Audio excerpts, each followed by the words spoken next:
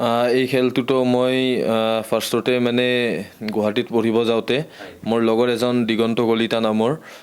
সি মোক মানে ফাৰ্ষ্টতে ক'লে যে গুৱাহাটীত মানে বিদাং MMA এণ্ড ফিটনেছ জিমত এনেকুৱা এটা মানে খেল শিকায় তো সিও ফাৰ্ষ্টতে ইণ্টাৰেষ্ট লৈছিলে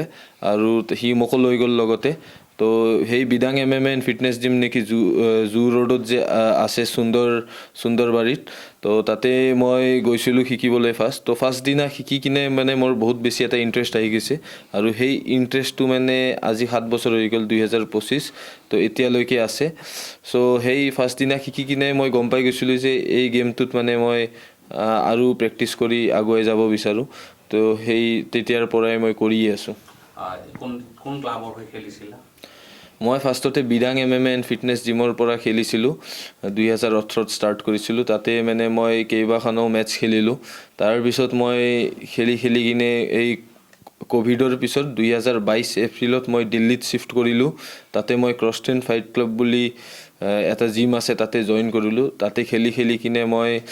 2023ৰ এণ্ডিঙত মানে ডিচেম্বৰত মই মেট্ৰিক্স ফাইট নাইট কণ্টেণ্ডাৰ বুলি এটা টুৰ্ণামেণ্ট হৈছিল এইটো গেমৰ কাৰণে চিলেকশ্যন হৈছিল মেট্ৰিক্স ফাইট নাইট 16 য'ত মই জয় লাভ কৰিছোঁ তো সেই মেট্ৰিক্স ফাইট নাইট কণ্টেণ্ডাৰ 2023ত মই গ'ল্ড মেডেল আনিলোঁ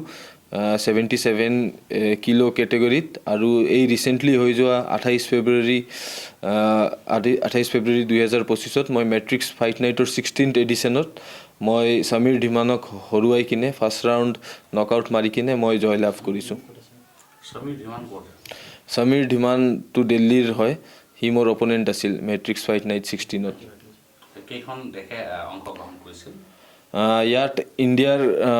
বহুত খেলুৱৈ আছিল আৰু ইণ্ডিয়াৰ খেলুৱৈৰ বাহিৰেও 3খন দেশৰ খেলুৱৈ আছিল আমাৰ মেট্ৰিক্স ফাইট নাইট 16 কাৰ্ডৰ আপোনাৰ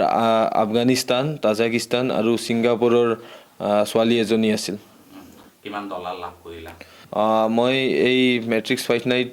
16 এডিশ্যনত $2,500 মই মানে উইন প্ৰাইজ পালোঁ আৰু তাৰপিছত মানে আৰু এক্সট্ৰা যদি বোনাছ কিবা দিয়ে নকআউট মাৰাৰ কাৰণে ফাৰ্ষ্ট ৰাউণ্ড ফিনিছত তো সেইটো মই কিবা এটা পাম এই ক্লাবটোত জেকি শ্ৰফৰ পত্নী কন্যা জড়িত হৈ আছে কেনেকৈ তেওঁ তোমাক ইনস্পায়াৰ কৰিছে মই এই মেট্ৰিক্স ফাইট নাইটৰ যোন অ'নাৰ আছে টাইগাৰ শ্ৰফৰ মা আইছা শ্ৰফ আৰু তাৰ এই টাইগাৰ শ্ৰফৰ ভণ্টি কৃষ্ণা শ্ৰফ ইহঁতে মানে বহুত ইনস্পায়াৰ কৰে ফাইটাৰক ইহঁতে